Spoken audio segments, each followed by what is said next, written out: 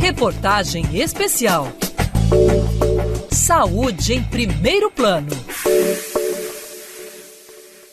Em momento de crise, não é apenas a saúde pública que agoniza sem investimentos. Com o desemprego em alta, muitos trabalhadores perdem o convênio médico. Com isso, operadoras de hospitais particulares também perdem receita. O resultado, a maior crise no setor de planos de saúde dos últimos 10 anos. Somente entre junho de 2015 e maio deste ano, mais de 1.500.000 brasileiros perderam os convênios, segundo dados da Agência Nacional de Saúde Suplementar. Durante essa semana, a Band News FM vai mostrar numa série especial como os brasileiros têm se virado e quais as propostas de especialistas, de empresas e do governo para melhorar a situação. Com o filho nos braços, a contadora Fabiana Con lembra da angústia pela qual passou quando estava grávida de 8 meses e o convênio dela, a Unimed Paulistana, quebrou. A gente entra em desespero, porque afinal de contas a gente tá pagando anos de plano e de repente você não tem nada, de mãos atadas, precisando daquilo ou precisando de um hospital. Cliente da empresa há 3 anos, ela se viu assustada diante da possibilidade de não conseguir fazer o parto do Jonathan no hospital que tinha escolhido. A gente se sente muito, incapaz, não tem com quem falar, com quem conversar, não tem com quem fazer nada. Os últimos ultrassons foram feitos por Fabiana em laboratórios privados. Paralelamente, ela entrou com ação na justiça e 5 dias antes do parto, em setembro do ano passado, conseguiu uma liminar obrigando a Unimed Paulistana a cobrir o procedimento. Atualmente, o bebê está com 10 meses e ela segue sem plano, pagando consultas particulares. Até a gente decidir o que a gente vai ter. Antônio Mieto também está sem convênio médico há cerca de 2 anos. O problema no caso dele foi a perda do emprego e, consequentemente, do benefício. O analista de TI pensou então em contratar um plano particular para ele, a mulher e os 2 filhos. Cogitamos, mas os preços eram meio salgados. E quando você tem aquele degrau de faixa etária, o aumento de preço é muito grande. Não é proibitivo no curto prazo, no médio se torna. Esses consumidores fazem parte de um número que, pela primeira vez em 10 anos, está caindo no Brasil. O de pessoas que têm acesso a planos de saúde. Pedro Ramos, diretor da Abrange, a associação que representa parte das operadoras, diz que, como o desemprego continua alto, mais gente deve perder o plano, o que tem atingido em cheio o setor. De hoje até o final do ano, nós temos essa expectativa de 600 a 1 milhão de pessoas deixando os planos de saúde. Vale lembrar que, no final do ano passado, os principais hospitais de ponta do Brasil já anunciaram que estão no início de uma crise, estão com menos internação, estão com menos ocupação. Dados da Associação Nacional de Hospitais Privados mostram que em 2015 as despesas dos estabelecimentos subiram 2%, enquanto as receitas caíram 3,3% descontada a inflação. Pedro Ramos, da Abrange, afirma que o mesmo tem acontecido com as operadoras e a forte intervenção do governo só piora o cenário. Então você pega os nossos balanços dos últimos 10 anos, a nossa lucratividade é de 1 a 2%. Estão matando a saúde privada do Brasil.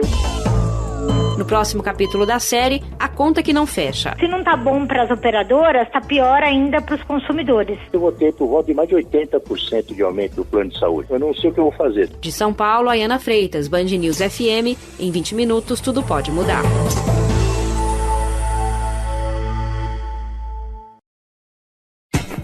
Reportagem especial. Saúde em primeiro plano.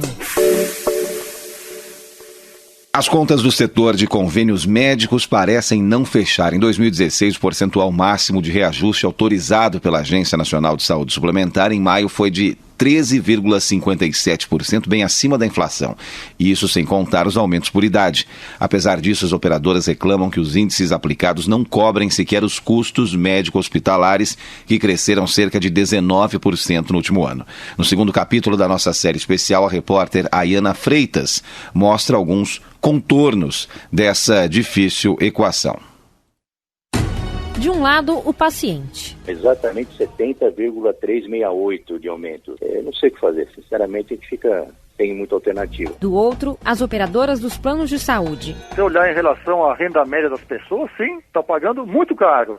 Se eu comparar com o que eles custam, não. não estão pagando caro. E no meio disso tudo, os médicos. Tem operadores de plano de saúde que pagam a consulta hoje a R$35, R$40. Os convênios individuais tiveram um reajuste máximo estipulado nesse ano pela ANS de 13,57%. É o maior já aplicado pela agência desde que ela foi criada em 2000, como destaca a advogada especializada em planos de saúde, Renata Vilhena Silva. Se não tá bom para as operadoras, tá pior ainda para os consumidores. É muito 13%. Situação mais complicada enfrenta quem tem plano coletivo por adesão, que não tem o reajuste determinado pelo governo. Esses convênios são contratados por meio de sindicatos e outras entidades de classe e os clientes já começaram a receber os boletos reajustados. Eles dizem numa carta que estavam aumentando somente 19,67%. 19,49%. Conforme a idade vai avançando, além do aumento anual, os contratos podem ser reajustados sempre que o consumidor mudar de faixa etária, segundo uma tabela definida pela ANS. Esse foi o caso de Ricardo Alves, que completou 59 anos em abril. Contando o convênio da mulher, que ele também paga, o gasto total do mês representa 60% da aposentadoria de Ricardo. Os dois estão dando 1.910. É legal, porém não é moral. Os altos reajustes pesam muito no bolso porque são bem maiores do que a inflação, que foi de 9,28% nos 12 meses contados até abril. Mas o diretor executivo da Federação Nacional de Saúde Suplementar, José Sequim, que representa as seguradoras, alega que uma coisa não tem relação com a outra. Inflação é a subida de preços. Estamos falando aqui de despesas médicas. É uma combinação de preço e quantidade. E quanto mais os clientes usam os serviços médicos, mais caros eles tendem a ficar. José Sequim afirma que o custo médio per capita com um consumidor de 54 a 58 anos é de R$3.000.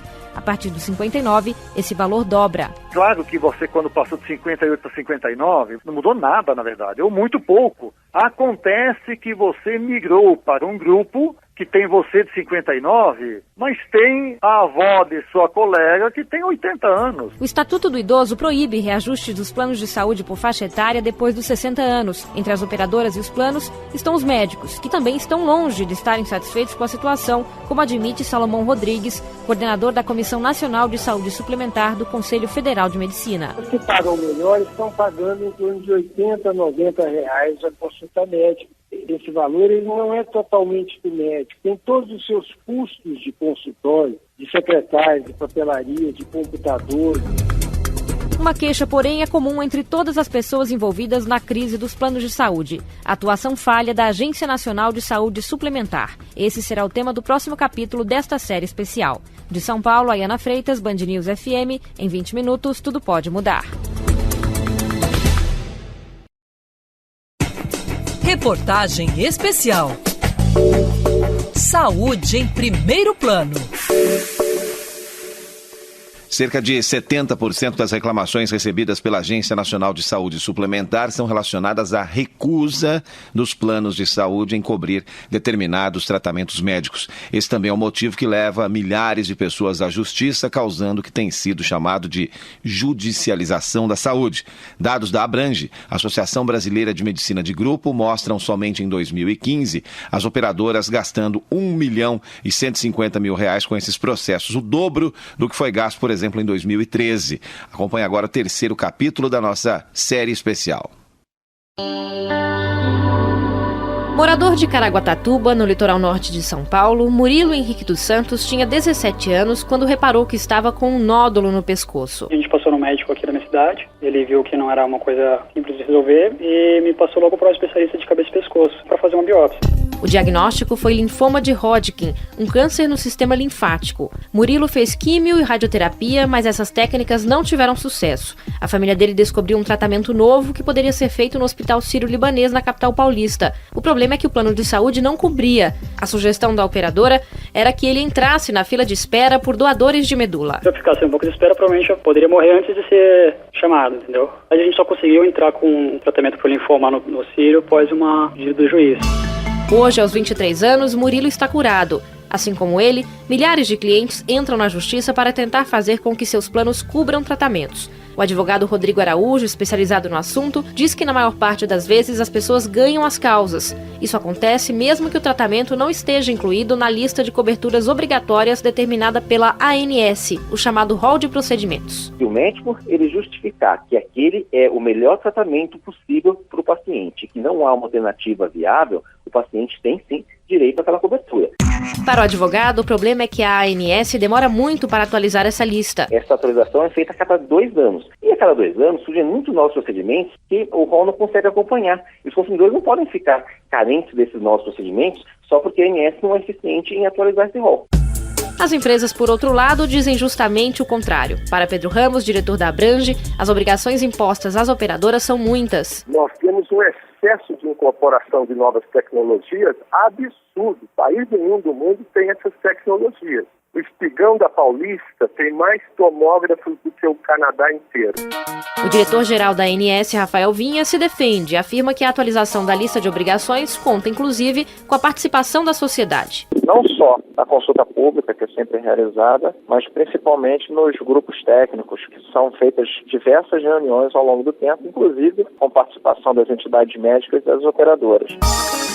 Uma reivindicação é praticamente unânime. A agência, criada no ano de 2000, deveria rever a regulação. Para as operadoras, a ANS deveria permitir, por exemplo, a venda de planos mais simples, com menos obrigações, que ficariam mais baratos para os clientes. Por outro lado, as entidades de defesa do consumidor defendem que a agência fixe um teto para o reajuste dos planos coletivos e não só dos individuais. A advogada Maria Estela Gregório, uma das criadoras da agência, acha que esse não é o momento de intervir ainda mais no setor, mas sim de aperfeiçoá-lo. Eu acho que poderia ser um reajuste regionalizado. O Brasil tem características muito diferentes. Outra saída, ter planos, por exemplo, que haja coparticipação do consumidor. Então eu acredito que uma lei específica para esse setor e a criação de um órgão regulador e fiscalizador para esse setor foi muito bom, mas a gente tem que caminhar e tentar aperfeiçoar esse modelo. A ANS diz que estuda fazer aperfeiçoamentos, mas segue o que está na lei. Enquanto não acontecem mudanças, consumidores que não conseguem mais pagar os planos têm apelado para outras soluções, como clínicas populares privadas. As vantagens e desvantagens dessas novas opções são tema do 4º capítulo desta série. De São Paulo, Ayana Freitas, Band News FM. Em 20 minutos, tudo pode mudar.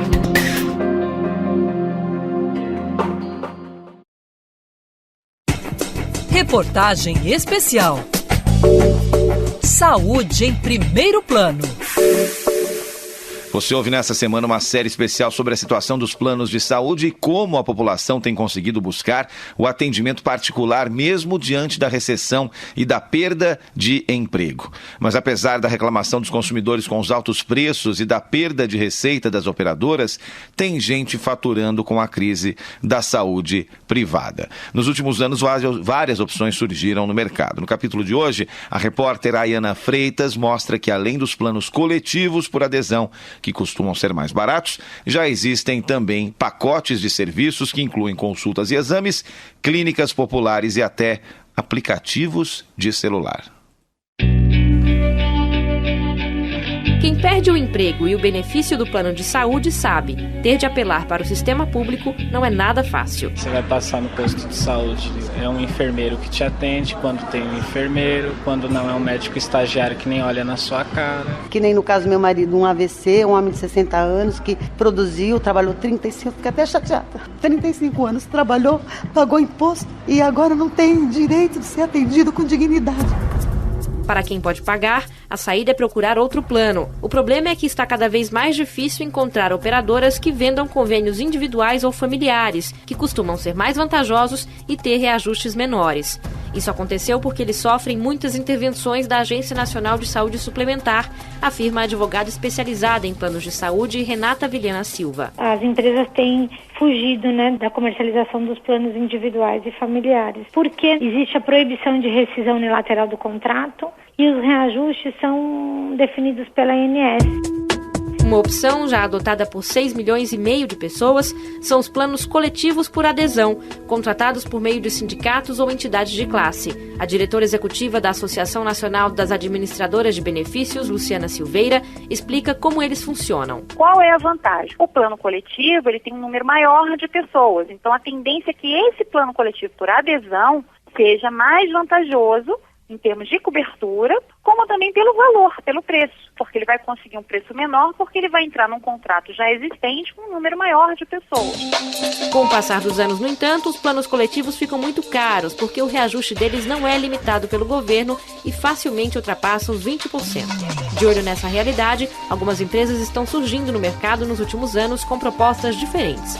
Entre elas estão as clínicas particulares que oferecem consultas e exames a baixo custo. Eu vim aqui desde que a Unimed faliu, paulistana, e como eu só usava o convênio que eu pagava o ano inteiro só para fazer exames de rotina, eu falei, acho que eu vou ficar fazendo isso até eu decidir que convênio que eu vou pagar mês a mês. Preço justo. Bom, não demora, rápido, objetivo. Outra opção, por exemplo, é o pagamento de uma anuidade de R$ 144 para ter acesso a consultas ou exames particulares com preço abaixo da média de mercado, a partir de R$ 73. Outros serviços, que têm sido vendidos como uma espécie de Uber da saúde, permitem que o cliente chame, por meio de um aplicativo de celular, um médico para atendê-lo em casa. Para o advogado especializado em planos de saúde Rodrigo Araújo, todas essas novas opções são interessantes, mas também têm restrições. A vantagem é que, de fato, oferece aí consultas médicas, exames a preços mais baratos do que aqueles que eles pagariam se eles tivessem que procurar pelos serviços particulares. Agora, o importante é que o consumidor saiba como fazer o melhor uso desse serviço, porque não adianta você ter direito a uma consulta se você não consegue ter direito a um atendimento hospitalar. A sugestão do especialista é que o consumidor use várias opções ao mesmo tempo. Então, ele passa a utilizar o serviço de consultas e exames através dessas redes populares e ele continua tendo plano de saúde somente para as despesas hospitalares, que são as mais caras. Então, é uma boa opção, desde que o consumidor saiba administrar os recursos que ele tem. Cuidar da própria saúde previne doenças e também é uma forma de gastar menos com consultas e exames. Muita gente já percebeu isso, incluindo empresas que pagam planos para seus funcionários. Esse será o tema do último capítulo da série especial. De São Paulo, Ayana Freitas, Band News FM. Em 20 minutos, tudo pode mudar.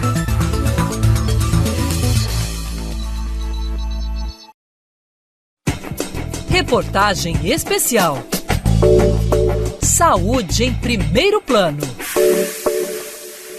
Os planos de saúde representam o segundo maior gasto das empresas, atrás apenas da folha de pagamento dos funcionários.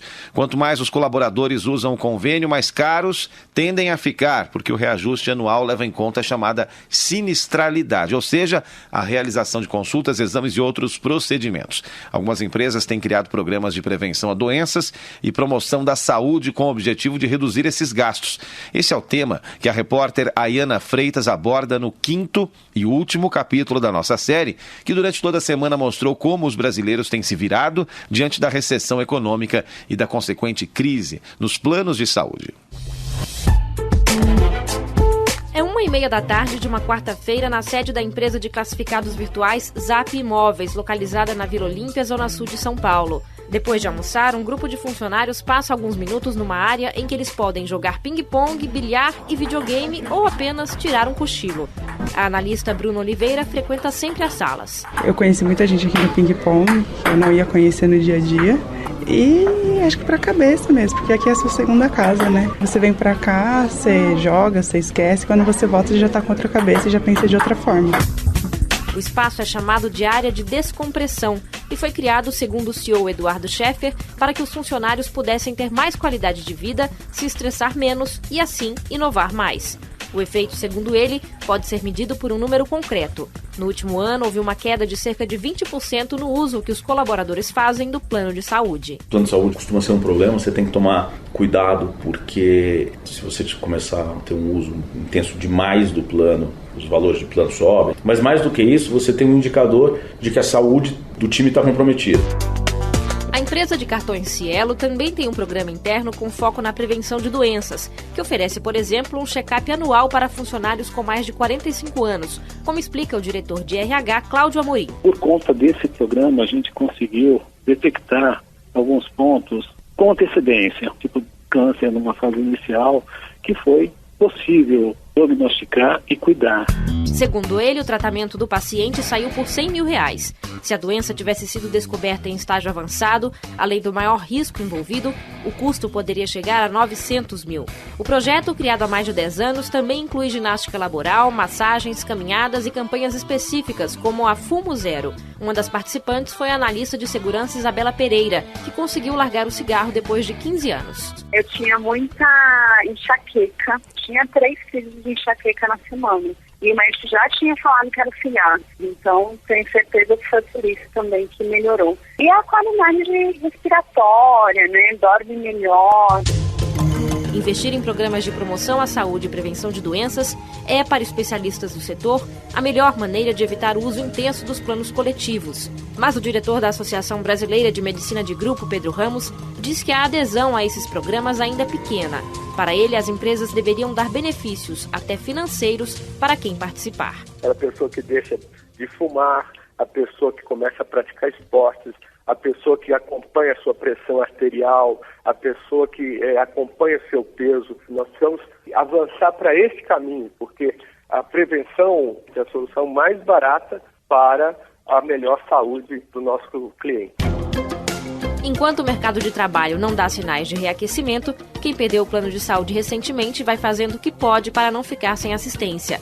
E, pelo visto, contar com um sistema único de saúde, direito de todos os brasileiros, continua sendo a última opção. Nunca precisei do SUS também, espero não precisar, porque eu acho que não é uma boa ideia. Você não pode contar com a saúde pública, então você partiu para a privada. Eu vou ter que rever o que eu vou precisar cortar ainda mais em todos os meus gastos, porque eu não cogito de forma alguma ficar sem o meu plano de saúde.